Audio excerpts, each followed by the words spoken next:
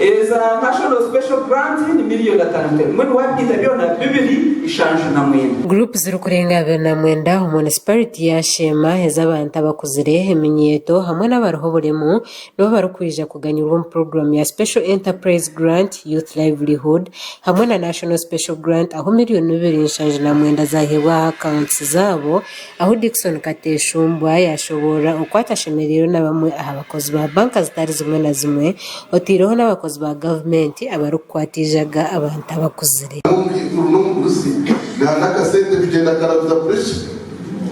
hatu wamaza kwika ryaho no muzonzya na n'abantu binobure wa muzonzya wikiyo no mwe agiraki umbazo kwagiraki Dickson Kateshumbwa yasema bamwe bakoza bizerano bakora ubucuye kihembe hotiro no gukora sande yo kwikiriza bigenderirwe aho yashobora ngo bukuru tumushango wabana uzabi mu usino mkikuru namana ni mama musibati yera bishimo kubisigazi ayemera gutera ruza hati yera aho kuba nda pressure ya manu yakora na Saturday na sana mureke kugaya esente na nemerugo kandi nyenda kwasima ukora kwima kakora group okwabe tubigo mukachiko ka budget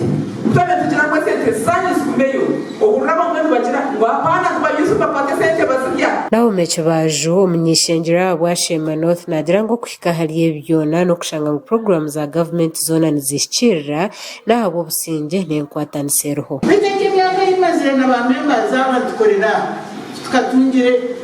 cyona kandi tengera kora na mwe twitwa covid hatukuru twagire kadi umeiso ijabuza mtu bakorera imbuto tuzine amabaro tugine amashomero tugine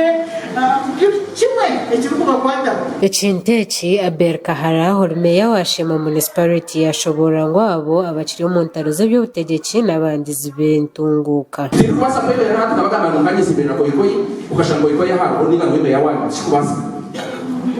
kana mwe bemeze urugi wahibura ninga paiza karongo karuru takwasa kwa 100% na nuru yakwa ya opposite ila wako wao bataka mwe nibiha kwa kwa kugayo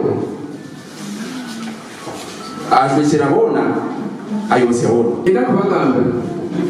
ko ubu etwa kwasuka jota amukigambe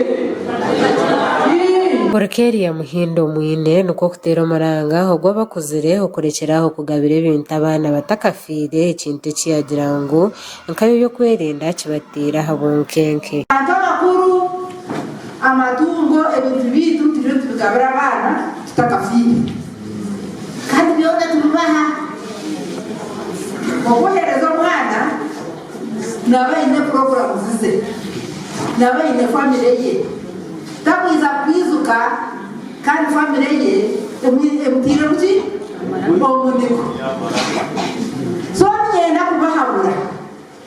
mureke kugabe bintu gasha kwa Gerard Tugumo muri Shema aha wa Sky TV agenshonga.